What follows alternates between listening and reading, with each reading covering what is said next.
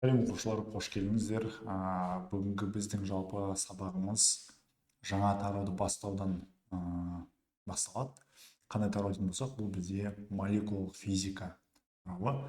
Бұл жақта енді қараңыздар, біз үңілеміз қоршаған ортадағы заттардың ішкі жағына.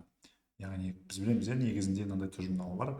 Кез келген зат негізінде дене тұрады бөлшектерден. Ол бөлшектерді біз атаймыз молекула деп. Молекулалар өз кезегінде тұрады атомдардан.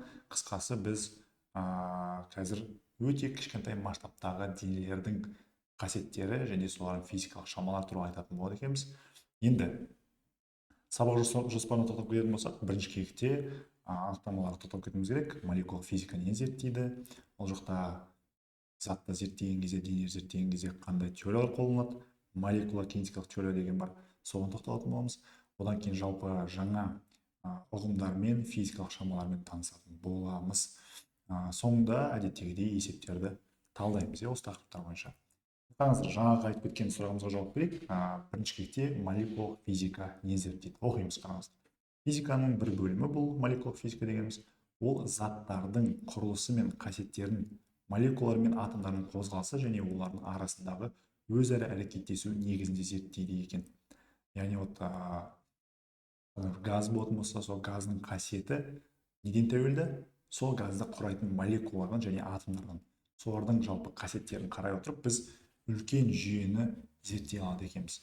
Қараңыздар, келесі жалпы тоқталып кететін біздегі сөз, термин, ол бізде молекула деген сөз. Мен соған тоқтап кетейік. Қараңыздар, молекула деп заттың химиялық қасиеттерін сақтайтын ең кіші бөлігін айтамыз.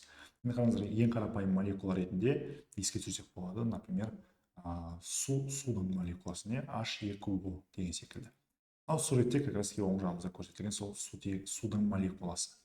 Енді қараңыздар, жалпы осындай үлкен жүйелерді біз зерттеген кезде, егер де олардың ішкі жағында бөлшектердің солардың қасиеттерін зерттей отырып, жалпы үлкен теорияны құрастырсақ, ол бізде аталады екен молекула кинетикалық теория деп. Қараңыздар, не дейді? Молекула кинетикалық теория бұл макроскопиялық денелерде жүретін процестерді түсіндіретін теория екен. Макроскопия деген сөз адамның көзі көріп, сезім мүшелері арқылы байқай алатын жүйелер, мысалы газ, баллонда тұрған. Ал енді қараңыздар, соларды біз сипаттай алу үшін микропараметрлерге үңіледі екенбіз, қарайды екенбіз. Микропараметр дейтін болсақ, сол жалпы жүйені құрайтын атомдардың, молекулалардың жылдамдығы, массасы деген секілді, энергиясы деген секілді шамалары. Олардың барлығы, қараңыздар, бізде осы теория негізінен 3 қағидаға негізделген. Сол әр қағидаға жеке-жеке тоқтап кетеміз, қараңыздар. Себебі ол нәрсе бізге теориялық сабақ ретінде келеді. Бірінші қағида не дейді, қараңыздар? Барлық заттар бөлшектерден араларында бос аралықтары бар молекулалар мен атомдардан тұрады дейді. Бұл бізде бірінші қағида. Қысқасы былай деп тұр ғой. Кез келген зат бөлшектерден тұрады, және олардың арасында бос кеңістік болады екен. Екінші қағида не дейді? Заттың бөлшектері үздіксіз және бей-берекет қозғалыста болады дейді. Жалпы қараңыздар, осы жалпы қағидалардың дәлелдемелері бар, соларға да тоқтап кетейік айтпақшы.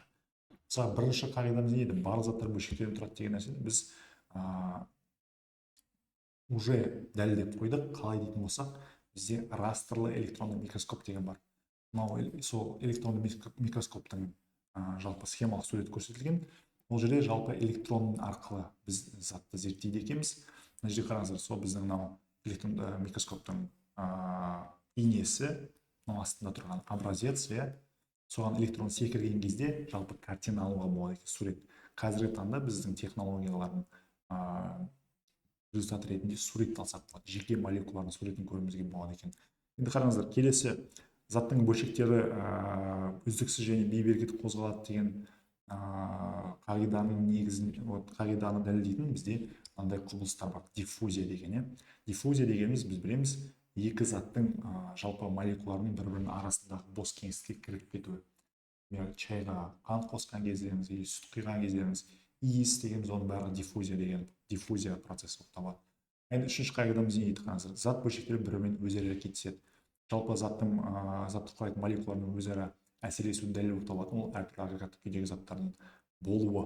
Мысалы, газ түріндегі зат, сұйық күйіндегі қатты, қандай бір кристалдық тор түзіп зат болуы. Мына суретте көріп тұрмыз брондық қозғалыс дегенді. Қазір осыларға жеке-жеке тоқталамыз. Ал енді кеттік, қараңыздар. Бірінші танысып кетуіміз керек жылу қозғалысы дегеніміз не? Жылу қозғалысы деп қараңыздар, атомдардың, молекулалардың және заттың басқа да бөлшектердің бей-берекет қозғалысын айтады екенбіз. Как раз енді қараңыздар, осы жылу қозғалыс сипаттайды екен денелердің қаншалықты тез қозғалып жатқан, яғни жылдамдығы тікелей көрсетілетін температурасы қаншалықты жоғары немесе төмен екенін деген. Келесі нәрсе жаңа айтып кеткен брондық қозғалыс. Енді брондық қозғалыс дегеніміз дейтін болсақ, оны алғаш рет ботаник яғни өсімдікті зерттейтін ғалым байқаған болатын. Ол не істеді? Ол алтта судың ішіне тастаған болатын тозаңды, гүлдердің тозаңын. И микроскоппен қараған кезде тозаңдар бізде негізі тірі емес, олар өздігінен қозғалмайды. Бірақ суға тастаған кезде олар өздігінен тірі жәндік секілді қозғала бастаған. Қысқасы брондық қозғалыс дегеніміз ол қандай бір ұсақ денені суға немесе газға қойған кезде, сол ұсақ денеміз газ молекулаларымен және су молекулаларының соқтығысу нәтижесінде бей-берекет қозғалу. Мына жерде көріп тұрмыз, қараңыздар. Өте кішкентай қара бөлшектер, ол бізде ортаның молекулалары болып тұрды. Мынау қызыл сары болып жатқан, ол бізде ұсақ денеміз, жаңағы тозаң. Сол ұсақ денені бізде жан-жағына молекулалар өте көп шамада келіп соғып жатыр ғой, нәтижесінде олар хаосты қозғалады екен. Өздері тірі секілді болып көрінеді екен. Осыны біз брондық қозғалыс деп атаймыз. Енді келесі жаңа айтып кеткен құбылысымыз диффузия құбылысы. Айтып кеттік, екі заттың молекулаларының бір-бірінің арасындағы бос кеңістікке кіріп кетуі.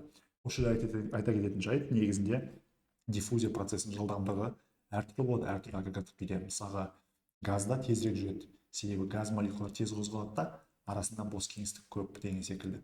Енді оларға қазір жеке-жеке тоқталамыз, агрегаттық күйлерге. Келесі кезекте біз тоқталып кетуіміз керек әрекеттесуші күштерге. Жатырмыз ғой, үшінші қағидасы бойынша жалпы затты құрайтын молекулалар бір-біріне әсер етеді деп. Бұл жерде әсер етеді деген кезде олар қашықтықтан бір-бірін тартып немесе тебеді деген сөз. Бұл жерде енді қараңыздар, сол әрекеттесуші күштің негізінде қандай табиғат жатыр дейтін болсақ, бұл жақта электромагниттік табиғат болып табылады екен. Бұл күштердің табиғаты электромагниттік өрістерге негізделген екен. Енді қараңыздар, егер де бізде қараңыздар, мынау бір молекула екінші молекулаға тым жақындап кететін болса, диаметрінен кішкентай қашықтыққа жақындап кететін болса, екі молекула бір-бірін тебеді екен. Ал егер де керісінше екі молекула бір-біріне алшақтап кететін болса, бір-бірін тартады екен. Мына астында тұрған анимация секілді бір-біріне жақындап, тебіліп, секіріп тұрады деген сөз, тебеліп. Енді осы жерде айта кеткен жөн болады, бізде молекуланың өлшемі шамамен айтқан кезде қаншаға тең. Оны алғашында жалпы есептеу үшін мынандай эксперимент жүргізген болатын.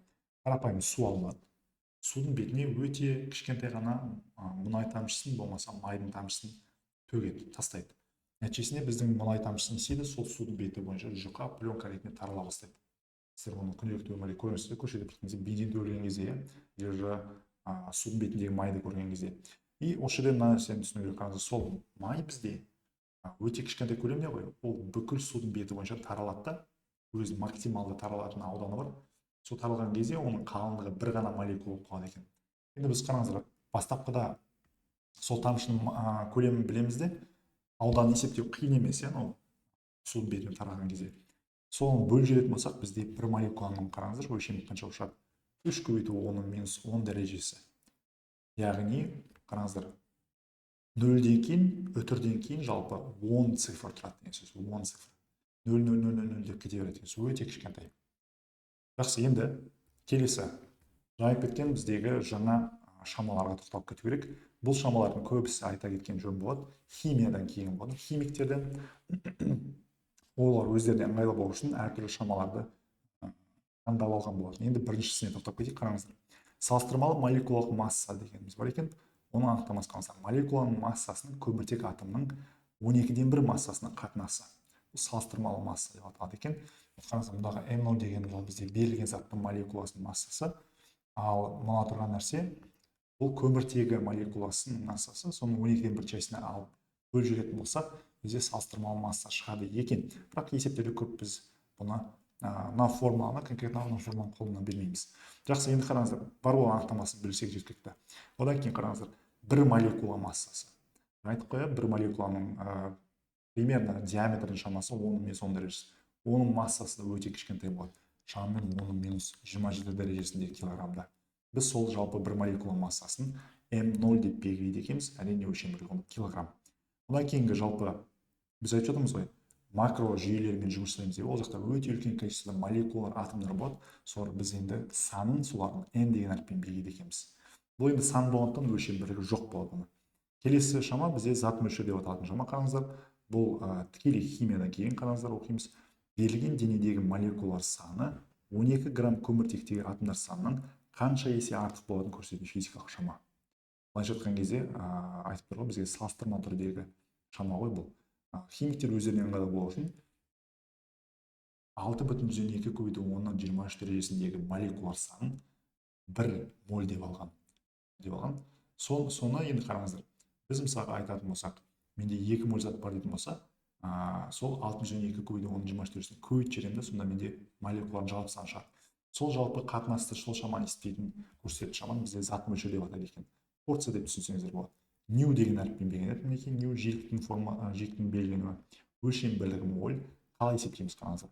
Біздегі бүкіл молекула санын алады екенбіз да, жаңағы 12 грамм көміртекте қанша молекула бар, соған бөліп жүреді екенбіз. мынау Na дегеніміз, қазір оны тоқталамыз. Сол 12 граммдағы молекулалар саны. Мұндағы m деген дейтін болсақ, бізге берілген заттың массасы, ал үлкен m дегеніміз сол молекулалардың жалпы массасы, мольдік масса деп атайды. Енді келесі қараңыздар. 1 моль дегеніміз қаншаға деген жаңағы нәрсе, тоқтап кетейік. 12 грамм көміртекте қанша атом болса, сонша молекула бар зат мөлшері дейді. Жаңа айттым, 6,2 көбейту 10-23 дәрежесі. Енді қараңыздар, осы Na дегеніміз не дейтін болсақ, Авогадро саны екен. Оның мағынасы өте қарапайым. Қараңыздар, 1 моль заттағы молекулалар немесе атомдар саны екен. Өлшем бірлігі мольдің -1 дәрежесі, немесе жазып қояды 1 бөлінген моль. Енді қараңыздар, келесі шама бізде молярлық масса немесе мольдік масса дейді. Ол 1 мольдегі зат массасы. Жаңа айтып кеткен үлкен m бар ғой, бізде сол мольдік масса болып табылады екен. Енді қараңыздар, оны қалай табуға болады? Біз 1 молекула массасын алып, 1 мольдегі бөлшектердің санына, количествосына көшетін болсақ, бізде 1 мольдегі масса шығады, мольдік масса, өлшем бірлігі қараңыздар, грамм бөлінген моль, бірақ біз физикада ХБЖ-мен жұмыс жасағандықтан килограмм дейміз да, 10-23 дәрежесін тіркеп қояды екенбіз. Енді қараңыздар, мысалға бізде су молекуласының мольдік массасы ол тең болады мынаншаға қараңыздар. 18 грамм моль деп тұрады, біз оны аламыз да 18 көбейту 10-23 дәрежесі килограмм бөлінген моль деп қолданамыз. Енді келесі концентрация деп аталатын шама, қазақшасы оның молекулалар шоғыры дейді. Шоғыры дейді болмаса тек қана. Бұл бізде айтқаныңыздар өте қарапайым шама, бірлік көлемдегі молекула саны. 1 метр кубта қанша бөлшек жүр, соны көрсететін шама. Өлшем бірлігі қандай қараңыздар. Біз санды бөліп тұрмыз көлемге, сол себептен метрдің -3 дәрежесі шығып тұр. Енді келесі шама осыған ұқсайды, концентрация, ол тығыздық біз білетін, тығыздық дегеніміз не екенін еске түсіретін болсақ, 1 метр куб көлемдегі заттың массасын көрсетеді. Массаны алықта көлемге бөліп, килограмм бөлінген метр куб шықты. Жақсы, енді келесі. Жаңа айттық, агрегат күйлерге жеке-жеке тоқтап шығамыз қасиеттеріне. Осы жерде айта кететін жөн керек, мына нәрсені қараңыздар. Айттық қой, бізде диффузия процесінің жалпы жылдамдығы агрегат күйден тәуелді болады дедік. Мысалы, осы жерде түсінсек болады. Мысалы, газға қарайтын болсақ, газдың жалпы ерекшелігі ол мынада. Оның молекулалар арасында қашықтық молекуланың өлшеміне қарағанда әлде қайда үлкен, және олардың арасында әсерлесу күші өте әлсіз. Сол себептен осы газдың қандай қасиет пайда болады екен қараңыздар. Олар оңай сығылады екен, пішінін сақтамайды, бүкіл көлемде алады. Мысалы, сіздер шар жүрген кезде бүкіл шардың ішін алып тұрады, газ дұрыс па, ауа. Сондай екен. Енді қараңыздар, одан кейінгі өте маңызды қасиеті, оның ерекше қасиеті, қозғалыс жылдамдығы ол жақта өте үлкен болады екен. Сол себептен газдағы диффузия процесі тезірек жүреді. Иісті сіздер тез сезесіздер ғой. Одан кейінгі жалпы сұйыққа келетін болсақ, сұйықтағы қараңыздар, атомдар арасында қашықтық шамамен олардың өлшеміне тең. Бір молекула мен екінші молекула арасында қашықтық, сол молекуланың өлшеміне шамалас екен. Қараңыздар, олардың соны арасында бос кеңістіктің аз болуына байланысты іс жүзінде сығылмайды, почти сығылмайды, өте кішкентай шама ғана сығылады. Көлемін сақтайды олар, одан кейінгі қасиеті пішінін сақтамайды, көріп тұрсыздар, и аққыш қасиетке ие болып келеді. Қозғалыс жылдамдығы қатты көп емес, өте аз. Олар қандай бір тепе-теңдік точкасынан тебеліп жан-жаққа қозғала алады, еркін қозғалады, бірақ қатты алысқа емес. Енді келесі затымыз бізде агрегат күйіміз қатты дене. Қатты дене дейік, қараңыздар, ерекшелігі. Атомдар арасында қашықтық шамамен олардың өлшеміне тең және олар реттеліп орналасады. Суда бізде кішкентай қашықтықта ғана реттілік болуы мүмкін, бірақ алыс масштабта қарайтын болсақ реттілік жоқ сұйықтықта. Ал біз қатты денеде қарайтын болсақ үлкен масштабта да жаңағы реттілік сақталады екен. Соған байланысты қараңыздар, олар сығылмайды екен, пішінін және көлемін де сақтайды екен, яғни формасын сақтайды деген сөз. Мысалы мұз кубик болса кубик болып тұра береді, ал суды кубик деп жасай аласың, ана ыдысқа құйсаң ғана сондай форманы қабылдайды. Ыдысқа қандай ыдысқа құйсаң сондай пішін сақтайды. Жақсы, енді біз алып осы білімнің бәрін енді практикада қолданайық. Қараңыз, бірінші сұрақ не дейді?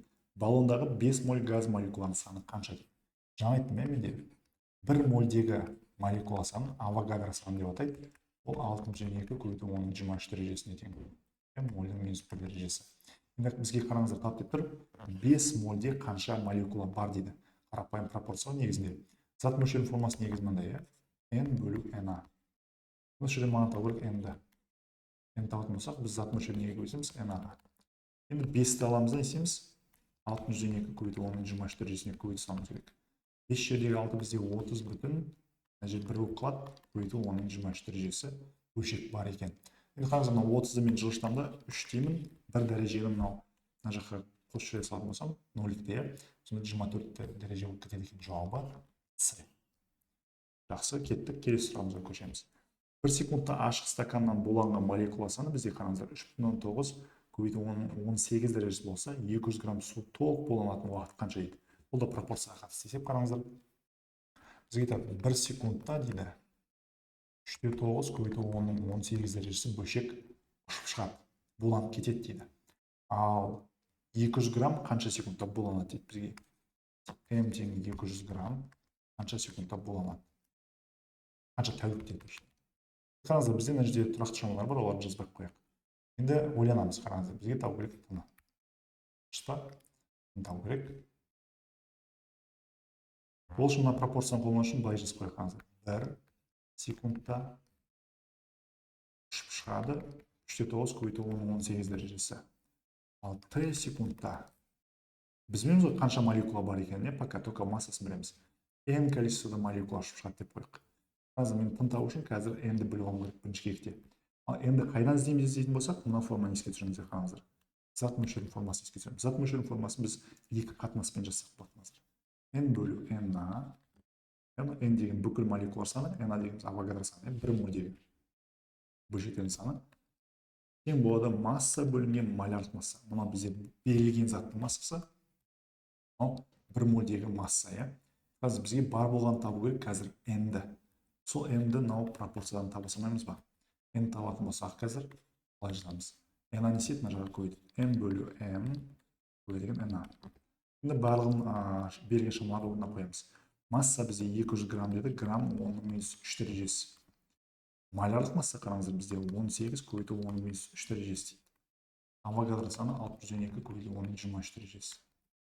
Мына жерде байқасақ меншік қысқарып кетеді. Енді 200 аламыз да. 200 көбейтеміз 612 бөлеміз енді.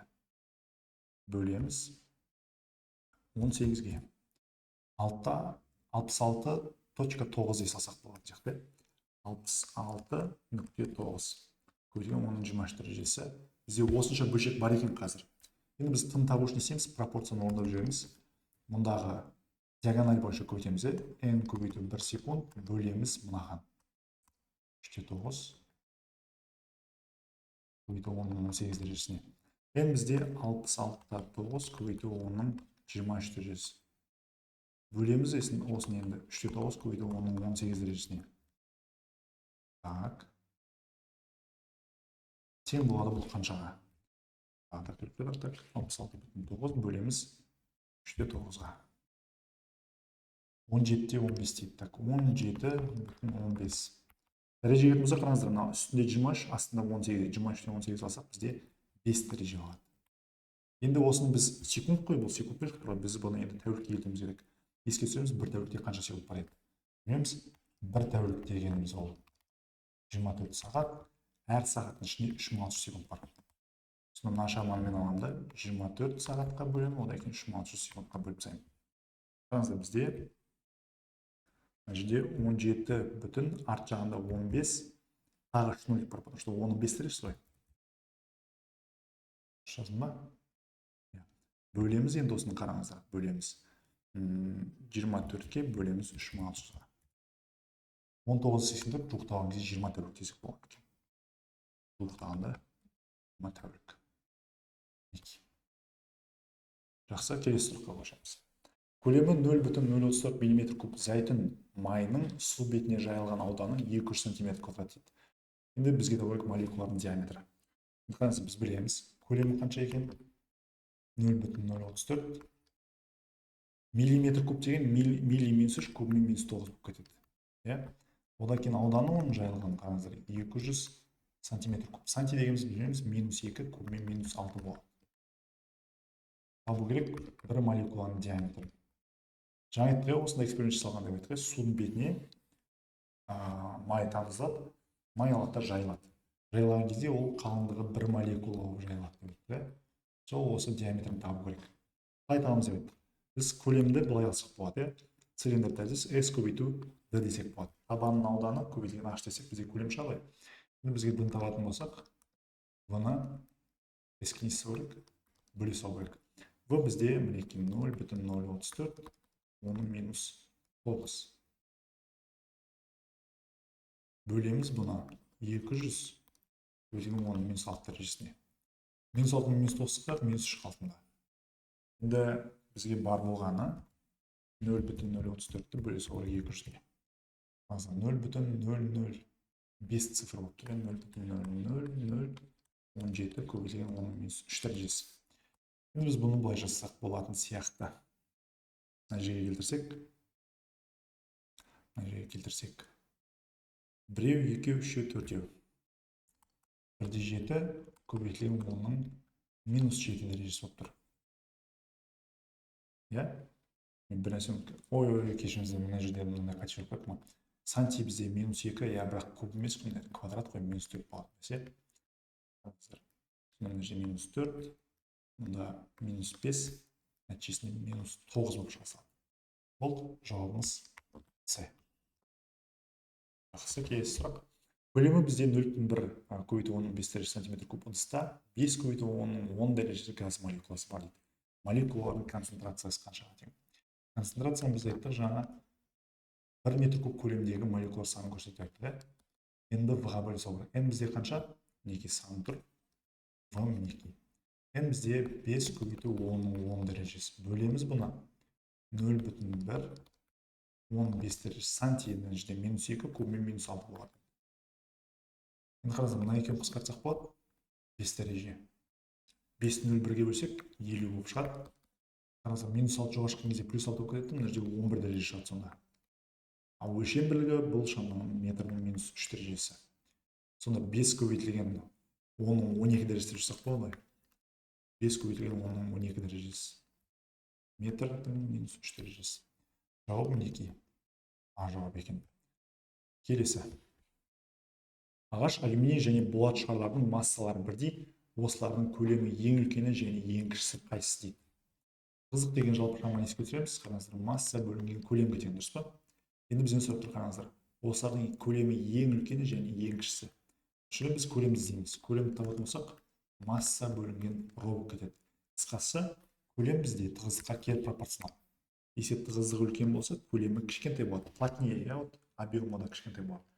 Қараңыздар, құрғағаштың тығыздығы 400, алюминийдікі 2700, болаттікі 78 металл ғой ол. Болаттың тығыздығы көп болса, бірдей массада, оның көлемі ең кішкентай болмай ма? Біз жауап береміз. Алюминий шартыкі, жоқ. Ағаштікі бізде көлемі ең үлкен болады, а болат шартыкі ең кіші болады. Себебі ағаштың тығыздығы ең азы. Бірдей массада, сонда ол ең үлкен көлемді алып тұрады деген сөз. Келесі. МКТ-ның негізгі қағидалары дейді. Біз айтқан жаңа 3 қағида еске түсіру керек. Біріншісі не деп едік? Біріншісі айттық. Бүкіл заттар бізде бөлшектерден тұрады деп айттық, біріншісі. Екіншісі, ол бөлшектер бей-берекет, хаосты үздіксіз қозғалады деп айттық. Ол екінші. Үшіншісі, ол бөлшектер бірімен әрекеттеседі. Сол жауаптарды табу керек. Дене ұсақ бөлшектерден тұрады дейді. Бірінші қағида. Бөлшектер үздіксіз қозғалады дейді. Бұл да соған кіреді, екінші қағида. Бөлшектер өзара әрекеттеседі. прямо по порядку тұр екен. Сонда бізде алғашқы 1 мен 2, 3 МКТ-ның негізгі қағидасына жатады. Ал төртінші қараңыздар, бөлшектер бір бағытта қозғалады. Бөлшектер бір бағытта қозғалатын бе еді? Жоқ, олар хаоста жан жаққа қозғалады. Әрқайсысы әртүрлі. Сіз мынау қағидаға кірмейді. Жауабы 1, 2, 3 деген боласы. Келесі сұрақ дейді, қараңыздар. Массасы 384 грамм молибденнің зат мөлшері қанша? Зат мөлшерін өте жиі қолданамыз, сол себептен жақсылап түсініңіздер. Мынандай формула бар. N бөлу Na, N бөлу M. Қайсысы қолданамыз? Әрине мынаның себебінде масса мен малярлық масса берілген. Масса бізде 384 грамм. Грамм деген 10-3. Ал малярлық масса бізде 96. Тоже қараңыздар, грамм болып біріне сол себептен килограмм келтіреміз, минус 3 жазып қоямыз. Минус 3 пен минус 3 қысқарды, 396 қойсақ, 4 моль болады екен. Жауабым 2. Енді осы жерде мысалы қосымша сұрақ келуі мүмкін да. Осы 384 грамм молибденнің ішінде, осы затта қанша бөлшек бар, қанша молекула бар дейтін болса, N-ді табылады. Ол үшін Na дегеніміз бізде 1 мольдегі бөлшектердің саны осы па? А менде қазір 4 моль бар, значит 4-ке көбейте салам деген сөз. 4-ті мысалы 602 көбейту 10-24 дәрежесіне көбейтіп жүреміз. Шығады 24,8 жүзден 24 дәрежесі бөлшек болады деген секілді кете береді екен. Так, 24-мында. Келесі. Алюминий тығыздығы 2,7 грамм сантиметр куб, ал оның малярлық массасы 27 грамм моль. Алюминий атомның алатын көлемі қанша? Қараңыз, бізде тығыздық бар. 2,7 грамм дегеніміз ол бізде 10-3. Бұра келтіреміз, жауаптарын қарасаңыздар бәрі метр кубпен. Сантиметр куб дегеніміз сантиметр кубымен минус 6 болады. Мына екеуін қысқартсақ, бізде плюс 3 жоғары шығып кетеді, дұрыс па? Бұнда 2700 екен алюминийдің тығыздығы. Келесі бізде малярлық массасы қараңыздар. 27 грамм моль. Грамм деген минус 3, килограмм бөлінген моль. Авогадро саны бар, жарайды, бізге табу керек енді көлемі. Бір молекуланың көлемін В0 деп қояйық. Енді вот біз білеміз, тығыздық деген шама масса бөлінген көлем. Масса бөлінген көлем. Енді қараңыздар, бізге сонда көлемді табу үшін В0-ді табу үшін M0 V0 деп қойып, V0-ді табу үшін бізге M0-ді бір молекула массасын тығыздығына бөлу керек осында. Тығыздық деген масса бөлінген көлем ғой. Енді бір молекуланың көлемін табу үшін бір молекула массасын оның тығыздығына бөле саламыз. Проблема менде қандай? M0 жоқ. M0 дегеніміз ол бір молекула массасы. Мына пропорцияны ескерсек, қараңыздар. Бір молекула дегеніміз ол M0, ал 1 мольдегі массаны біз не белгілейміз? 1 мольдегі массаны біз белгілейміз малярлық масса деп белгілейміз. Ол беріліп қойған маған. А 1 мольде қанша бөлшек бар еді? Авогадро саны бар емес па? 602 көбейту 10-24. Сонда мен M0 табу үшін былай саламын, қараңыздар. M0 табу үшін 1 мольдегі массаны 1 мольдегі бөлшектердің санына бөліп жүремін. Осылай. Енді 27 бассек есептесақ, дұрысы. 27 көбейту 10-3 дәрежесін бөлеміз 602 көбейту 10-23 дәрежесін. 23 дәрежесіне. Енді қараңыздар. 27 бөлу 602 4-те 5-ге салсақ болады. Мұнда қараңыздар, минус 3, 23 астында плюс жоғарғы минус 26 болады. Килограмм. Мұнда қоямыз енді. 4-те 5 көбейту 10 минус 26 бөлеміз тығыздығы 2700 еді. Енді 4-те 5-ті бөлеміз 2700-ге 0,0016 0,0016 көбейту, қараңыздар мына жерде минус 26. Біз енді өтір жылыштатын болсақ, былай болып тұр ғой. Мына жерге жылыштатын болсақ, 1-де 6, 3 өтір қарыз қалдық, сонда минус 29 метр куб болады. 1-де 67 көбейту 10 минус 29 дәрежесі. Мінеки. Жауабы Е. Жақсы, келесі сұраққа көшейік. Мыс купоросының купрумесі 4 мольдік массасы мен молекула массасын тап дейді. Қараңыздар, қандай бір химиялық қосылыстар бізге молекулалық массасын табуға болады, яғни молекуланың мольдік массасын қалай табамыз? Оны біз былай табады екенбіз, қараңыздар, бізге купрум SO4 керек. Қараңыздар, мына жерде купрумның жеке мәні тұр. Қарайсыздар, мына жерде мынау жалпы қосылыста қанша купрум бар. Индексінде ешқандай сан жоқ қой, значит бірақ купрум бар деген сөз. Купрум малярлық массасын мен бірге көйтемін, қараңыздар. 64 көйді 10-3 дәрежесін, давайте 10-3 дәрежесін багажда қояйық. Бәрінде бар, ол ортақ көбеішке шығып кетті деп жатыр. Көйтем бірге. Себебі бір ғана купрум бар менде. Там қараңыздар, плюс мынау көміртектікі. 32 көбейту 10-3 дәрежесі, көміртектен тағы да біреу бар. 32-ні көбейтем бірге. Плюс оттек қараңыздар, мынау оттектікі неке. Оттек индексінде менде 4 деген сан тұр. Значит, менде 4 оттегі бар деген сөз осы. Бөлшектің ішінде. Сонымен 16-ны аламын да, енді 4-ке көйтемін. Қараңыздар, мынандай шығады. 64 плюс 32. 16 жерге 4-іміз тағы да 64. 64 болсақ, бізде 128, 32 болсақ, 150. Енді жаңағы қалдырып кеткен 10-3 дәрежесін қосып қойсақ, килограмм бөлу моль. Бұл енді мольдік масса, 1 мольдегі масса. Енді бізге тап деді 1 молекула массасын. Ол үшін істеуге болады деп айтты жаңағы 1 мольдегі массаны 1 мольдегі бөлшектер санына бөлжіреміз деп айтты. 150 көбейту 10-3 дәрежесін бөлеміз 612 көбейту 10-ның 23 дәрежесіне. Қараңыздар, мұнда қанша шығады? Мұнда дәреже минус 3 болып тұрды, 23 жоғары шыққан кезде тоже минус 23 болады, минус 26 болып кетеді. Енді бұл примерно 2-де 26-та 6 болып шығады мына жерде. Калькулятормен есептеп көруге болады, 26-та 6. Өтір жасатын болсақ, 2-де 66 көбейту 10-ның 25 дәрежесі килограмм десек болады. Бізде енді қараңыздар, мына жерде айтпақша 150 қателестеп қойдым ба? 128 плюс, 150 160 болады екен, мына жерде 160 екен. Сонда бізде мынандай болып шықты, 13 дәрежеспен 0,16 килограмм бөлінген моль шықты. Мынау болып тұр ғой сонда. Соңғы есебіміз қалды. Енді ауадағы сынаптың бізде қараңыздар HG гидрогерум деп оқылады негізінде. Шекті рұқсат етілген концентрациясы 3 көбейту 10-ның 16 дәрежесі метрдің минус 3 дәрежесі бұл концентрация. Ал улы газдың хлор 2-ның шекті концентрациясы мінеки. Бізде N1 деп қойық, N2 деп қойық. Газдың түрі мен оның бірлік көлемдегі массасын сәйкестендіріңіз. Бірлік көлемдегі масса дейміз, ол просто тығыздық емес па. Енді қараңыздар. Бізге тығыздық керек, ол үшін біз әдетте массаның көлемін бөлеміз. Бірақ менде көлем жоқ қазір. Көлем жоқ қазір. Не істейміз, Бізде қараңыздар. Бұлай істеп жүруге болады. Осы жерден массаны табу керек болып тұр ғой. Ол негізінде ρ көбейту v. ρ көбейту v. Бірлік көлем дегеннен бірді қойып жүремін да, сонда ρ керек болып қалды ғой маған. Бірақ біз оны былай тапсақ болады, қараңыздар. Енді аламыз да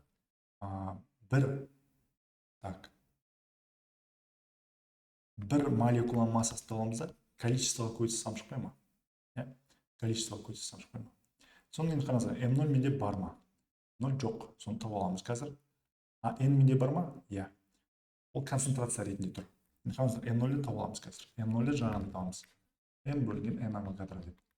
Бізде молярлық масса қараңыздар, сынаптікі 201 грамм моль минус 3 бөлеміз 602 көбейту 10-ның 23 дәрежесіне. Астында енді хлор үшін істеп қойып қараңыздар.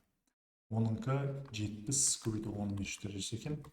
Бөлеміз 602 көбейту 10-ның 23 дәрежесі. Екеуін істеп алайық. 201 бөлу 602. 33-те 38 дейді. Одан кейін 70 бөлу 602. 11-де 62. 11-де 62 мынау. Оның минус 26 дәрежесі дұрыс па? Килограмм. Мұнда 33-те 38 болып шықты. Оның минус 26 дәрежесі килограмм тоже сол шықты. Енді бізге бар болған істеу керек, сол массаны табу үшін. Бір ғана бөлшектің массасы, онан бір ғана бөлшектің. Концентрация бізге көрсетеді 1 метр кубта қанша бөлшек бар екен. Енді біздің сұрапты 1 метр кубтың массасы қанша деп. Значит, мен сол концентрацияға просто көбейте саламын. Мынандай шығады. Сонда мынандай шығады. Бізде, біріншісінде 33 көбейту 38 минус 26 көбейтеміз. Бірінші жағдайда сынаптың концентрациясы 3 көбейту 10-ның 16 дәрежесі. Екеуін көбейтетін болса, енді 33.38 көбейтеміз 3-ке. 114 шығады екен. Минус 26 плюс 16 минус 10 шығады. Бұдан қалған жауабы қараңыздар, бұл килограмм метр. Қараңыздар, өтір жылжытып жататын болсақ, мына жерде 100 деп қалдыра берейікші, иә. Сонда бізде мынай болып тұр екен. 100 көбейту 10 минус 10 дұрыс қой. Біз бұдан аламыз да миллиграммға келтіретін болсақ, минус 6 болады, дұрыс па? Минус 6 болса 4 өтір жылжыту керек. 1, 2, 3, 4, значит 0, 0, 1 болып кетеді екен ғой. Я, дұрыс қой. Мінеки мына жауап. Сынақ мінеки. Енді біз мынау бізде сынақ үшін. Ажым жиі үшін мынау. Енді хлор 2 үшін есептейтін болсақ, былай болады. N тең болады. 11-62 көбейтілген 10-26 дәрежесі. Көбейтеміз. Қанша оның концентрациясы? 8-5 көбейту 10-ның 18 дәрежесі. Так. 11-62 көбейтеміз 8,5. 98-77. Бұнды жоқтаған кезде, оны жауап бар екен 99 енді так былай қалдырамыз. 99 дейік. Оның минус қараңыздар. Минус 26 плюс 18. Бұл жерден қанша қалады? 8 дәреже қойып қоймын, дұрыс па? Минус 8. Енді бір өтірді бер жүретін болсақ, бізге минус 6 кетіп, 2 түрге кетіп қалады. Сонда 0,99 миллиграмм шығады екен. Миллиграмм. Сонда бұл сұрақтың жауабы мынау. Осымен бітті. Оқушылар сабағымыз аяқталды. Қош сау болыңыздар, назарларыңызға рахмет.